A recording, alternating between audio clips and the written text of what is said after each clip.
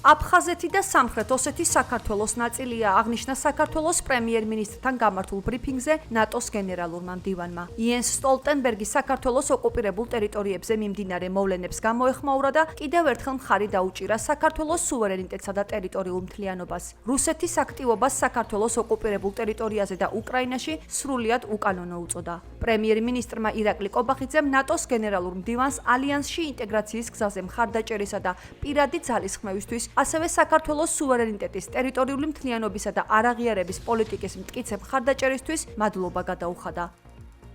საქართველოს ალიანსის ერთ-ერთი ყველაზე ერთგული და საიმედო პარტნიორია, რასაც კიდევ ერთხელ მინდა ხაზი გაუსვა.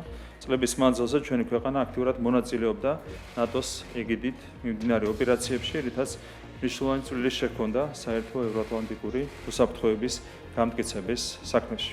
მინდა ვისარგებლო შემთხვევით და განსაკუთრებული მადლობა გამოხატო ნატოს და პირადად გენერალური მდივნის მიმართ საქართველოს სუვერენიტეტისა და ტერიტორიული მთლიანობის მხარდაჭერისთვის, ასევე ძალიან ვაფასებთ გენერალური მდივნის როლ და სამართლიან განცხადებებს საქართველოს ოკუპირებულ ტერიტორიებზე მიმდინარე მოვლენებთან დაკავშირებით. საქართველო არის ნატოს ერთ-ერთი ყველაზე ახლო პარტნიორი. ჩვენ ძალიან ვაფასებთ საქართველოს კონტრიბუციას ნატოს მისიებსა და ოპერაციებში. სრულად ვუჭერთ მხარს საქართველოს ტერიტორიულ მთლიანობას. აფხაზეთი და სამხრეთ ოსეთი საქართველოს ნაწილია. ნატო აგრძელებს რუსეთისთვის მოწოდებას, რომ უკან გაიწვიოს საქართველოს ტერიტორიების დამოუკიდებელ სახელმწიფოებად აღიარება. საქართველოს და უკრაინის ოკუპირებულ ტერიტორიებზე რუსეთის მიერ ორგანიზებული არჩევნების ჩატარება სრულიად უკანონოა და რუსეთის საპრეზიდენტო არჩევნები ნათლად არც თავისუფალი იყო და არც გამჭვირვალე. რუსეთი იმპერიულ ამბიციებს მისდევს და უკრაინაში ბრძოლის ველზე სიტუაცია რთულია. ასე რომ სასიცოცხლოდ მნიშვნელოვანია გავაძლიეროთ მხარდაჭერა. ნატოს მოკავშირეები უზრუნველყოფენ სამხედრო დახმარების 99%-ს. ჩვენი პარტნიორებიც მნიშვნელოვან როლს ასრულებენ.